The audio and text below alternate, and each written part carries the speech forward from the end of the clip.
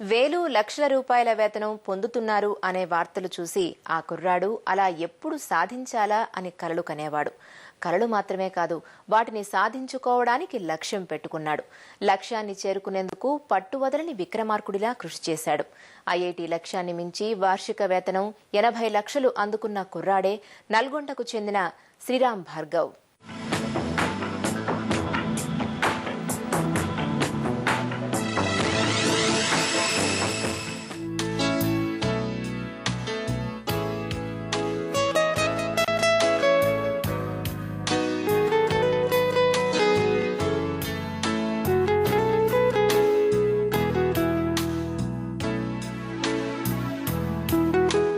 జీవితంలో అందరికీ కలలు ఉంటాయి, కానీ కొందరు మాత్రం వాటిని నెరవేర్చుకుంటారు.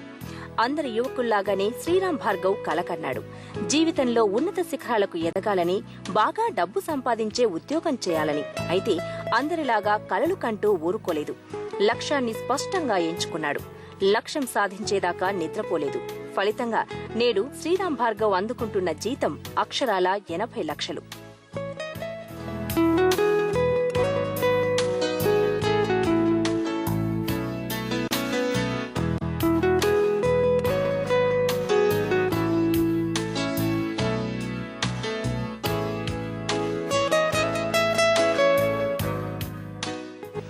శ్రీరామ్ భార్గవ్ కు కళ్లు చెదిరి కాసులు కురిపించే కొలువు సొంతమైన కల వెనుక అహోరాత్రుల కఠిన శ్రమ దాగుంది.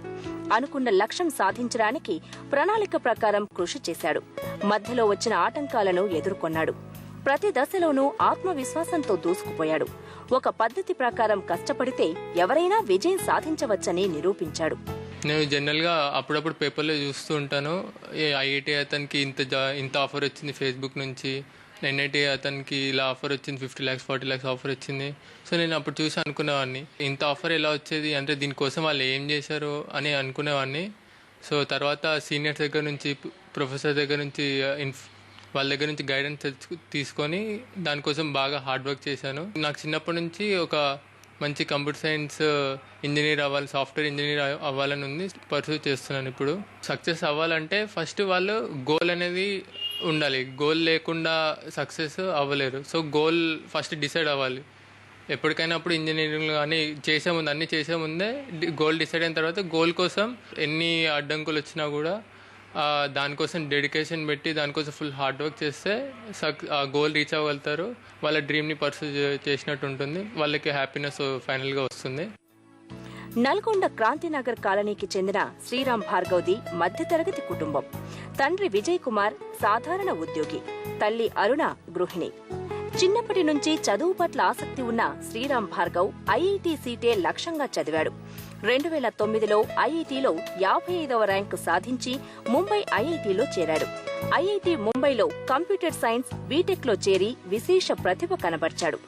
వినూత్న ప్రాజెక్టులు, రోబోటిక్ చాట్ బాక్స్ రూపొందించి పలు బహుళజాతి సంస్థల దృష్టిని ఆకర్షించాడు. ఇంకేముంది, ఏడాదికి 80 లక్షల వేతనమిస్తామంటూ అంతర్జాతీయ ఎలక్ట్రానిక్స్ సంస్థ శాంసంగ్ శ్రీరామ్ను ఎగరేసుకుపోయింది.